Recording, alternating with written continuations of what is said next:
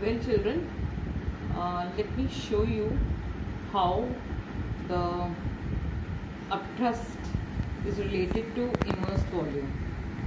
Now, see, you all know upthrust is calculated by knowing immersed volume, right? And the density of the liquid in G.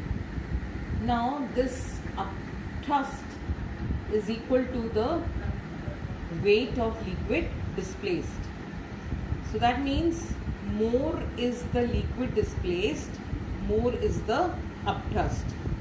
So when can you see the level of water? When I immerse my 2 fingers into it, you might have seen the level of water is risen, right? So the upthrust is based on that increase in level of water. Then if I put in all 5 fingers but not completely, then you will see the level of water has risen still further, and finally when I put my whole hand, right, so the level of water has risen to a large extent. So basically, more is the immersed volume, more is the liquid displaced, and more is the upthrust acting. We had just drawn a graph also indicating the relationship between upthrust and the immersed volume, which had indicated how that they are directly proportional to each other. Now over here I would try to show how we can verify Archimedes' principle.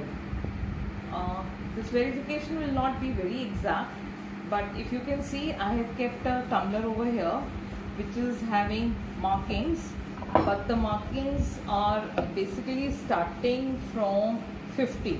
I had needed lower markings, but it was not there. And this is a vessel which is having a spout. The spout, if you observe, is different from a normal teapot. It is in the downward direction. Now, when anything is immersed in this, the liquid, this water will be displaced because that thing will occupy space. So what will happen is the water will come out from this spout. Okay, so here I have this weight and this is a spring balance. You know the spring balance is used for finding the weight. And now I'm hanging this over here, and I hope you can observe the reading, and I believe it is coming out to be 200 gram force. Now what will happen when I immerse it in water? You all know, due to upthrust, the spring balance will show me a lesser amount of reading, and as soon as I immerse this weight will occupy space and an equal volume of liquid will be displaced. So here I've immersed it.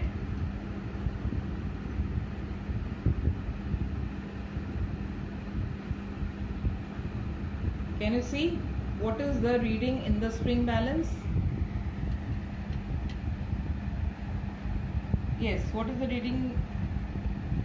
It is coming out to be 150.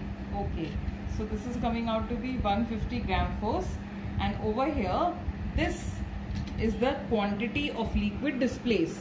When we measure it, we will find that it is equivalent to the loss in weight. Initially the weight was 200, then it became 150. That means the loss in weight is how much? 50 gram force.